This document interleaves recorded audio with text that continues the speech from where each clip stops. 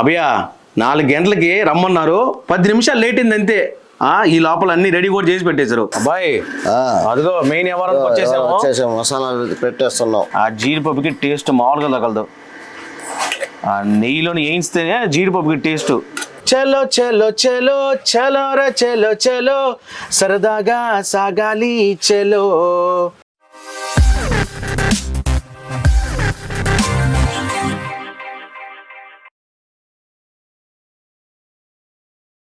అభయ original music వేస్తే copy rate పడద్దని నోట్తో వేస్తుండా, ఏమనుకోబాకండే. టేటం టెం టేటం టెం టేటం టెం టేటం టెం టేటం టెం టేటం టెం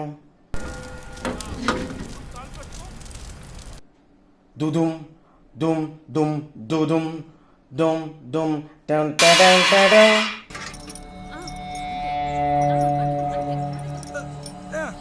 రుట్టు అహం రుట్టు అహం రుట్టు అహం రుట్టు అహం రుట్టు అహం రుట్టు అహం రుట్టు అహం రుట్టు అహం.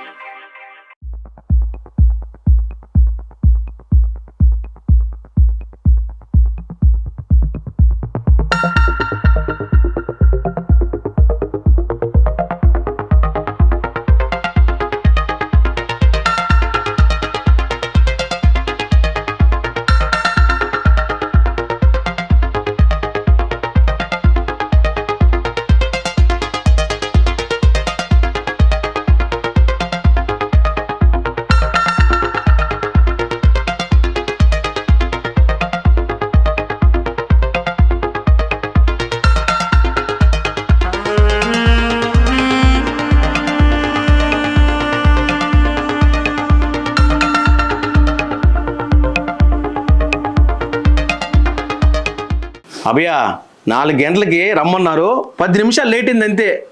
ఈ లోపల అన్ని రెడీ కూడా చేసి పెట్టేశారు. ఓ పక్క ముక్కలు ఉడికిపోయాయి బాయ్. ఇప్పుడు ఏం చేస్తున్నారా? ఇప్పుడు ఎసురు కాగిపోయింది. ఎసురులో హాఫ్ బాయిల్ బియ్యం చేసుకుంటాం. చూడండి వేసుకోండి. హాఫ్ బాయిల్ వేసుకుని వేసుకున్న తర్వాత మళ్ళీ హాఫ్ బాయిల్ చేసి మళ్ళీ మసాలా పెట్టి మసాలాలో మళ్ళీ బియ్యం ఎత్తేసేస్తాం. వేసుకొని అప్పుడు హాఫ్ బాయిల్ తర్వాత అప్పుడు దమ్ము 15 నిమిషాలు 20 నిమిషాలు పెట్టుకుంటాం. మళ్ళీ 20 నిమిషాల్లో మళ్ళీ దమ్ము అయిపోద్ది అన్నం. ఇప్పుడు 2 రకాల బియ్యం అయ్యి 2 రకాల బియ్యం వేసిన టేస్ట్ ఒకే రకం వేస్తాం మేము. 2 రకాలు కదా అయ్యా, మామూలుగా చాలా దగ్గర 2-3 రకాలు వేస్తారు. ఒకటే జీలకర్ర మసూరా, కర్నూలు జీలకర్ర మసూరా. అబ్బాయి అదిగో మెయిన్ ఎవరికి వచ్చేసాము, మసాలా పెట్టేస్తున్నాం. ఇప్పుడు కుర్మా ఉడికిపోయింది. ఉడికిపోయిన తర్వాత హాఫ్ బాయిల్ చేసి బియ్యం మనం ఆ బియ్యం వేసేస్తున్నాం. ఇప్పుడు వేసిన తర్వాత మళ్ళీ 10-20 నిమిషాలు పెట్టేస్తాం దమ్ముకి. దమ్ముకి పెట్టేసి ఆయిల్ ఆ మసాలా ఉంది చూసారా, ఆ మసాలా అంతా బియ్యం లాగేసద్ది బాగా, అంటే ఫ్లేవర్ తగిలిపోవాలా. తగిలిన పాట ఆ బియ్యం కూడా అంటే మాంసం టేస్ట్ వచ్చేస్తుంది. అవును. అది ఎన్ని కిలోలు బియ్యం అబ్బాయి? అది 2 కట్టలు 2 కిలోలు 40 కిలోలు రైస్ మటను, 40 కిలోలు మటను, 50 కిలోలు రైస్. సాదాలు పోతాయి కాబట్టి 10 కిలోలు ఎక్స్ట్రా వేస్తాం అన్నమాట. అవును. వేసి అది చూడండి మసాలా చూసారా, మసాలాలో ఉడికిపోవాలన్నమాట బాగా. సూపర్. మూత పెట్టేయటం ఇంకేం లేదు. దానికి వేసి 10-20 నిమిషాల్లో దమ్ము అయిపోద్ది. అది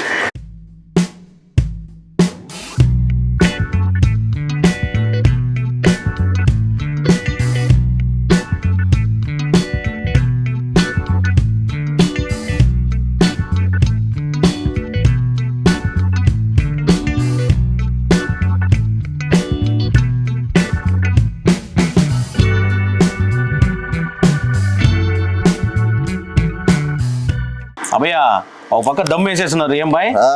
దమ్ వేసే లోపల కుంపట మీద చూడండి నెయ్యి, స్వచ్ఛమైన నెయ్యి పోసారు.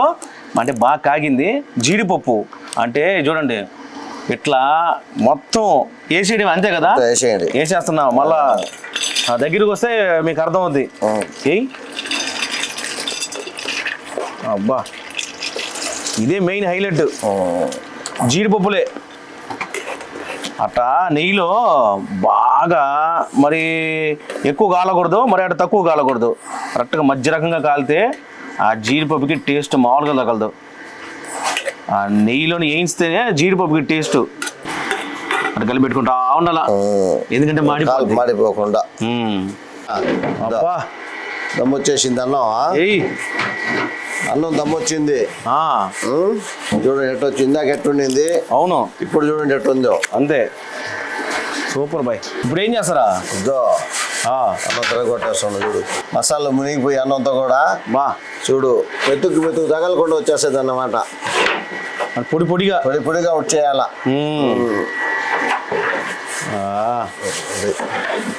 మరి ఆయిల్కి అన్నానికి ఆయిల్ కూడా చేతికి అంటకూడదు. అంతే,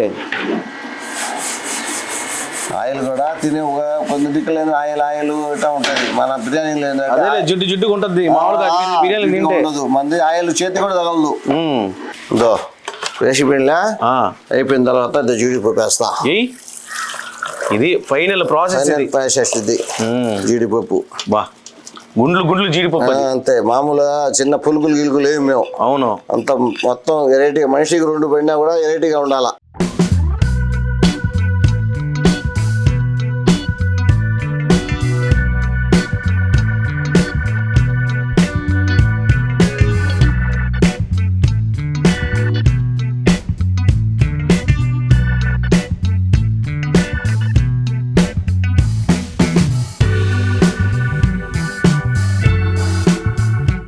అమ్మా ఎవర్సో, నేను ఎన్నో బిర్యానీలు చూసా, బిర్యానీలు తిన్నా, అలాగే మీకు మేకింగ్ ప్రాసెస్ కూడా చూపించా. కానీ గిడ్డంగా వారి బిర్యానీ మాత్రం ఓరని పాసగల సామె, దీని వెనక ఇంత కష్టం ఉంటుందని అసలు అనుకోలేదు. అమ్మ బాబాయ్, చూడండి ఇంత కష్టపడి చేసిన దానికన్నా మన ఛానల్ని లైక్ చేయండి, షేర్ చేయండి, కామెంట్ చేయండి. మీ ఇష్టం ఏది కావాలంటే అది చేసుకోండి, కానీ వెంటనే మన ఛానల్ సబ్స్క్రైబ్ చేయండి. వెళ్దాం అభి, ఇంకా వల్ల కావట్లేదా? చలో చలో చలో చలో రే చలో చలో, సరదాగా సాగాలి చలో.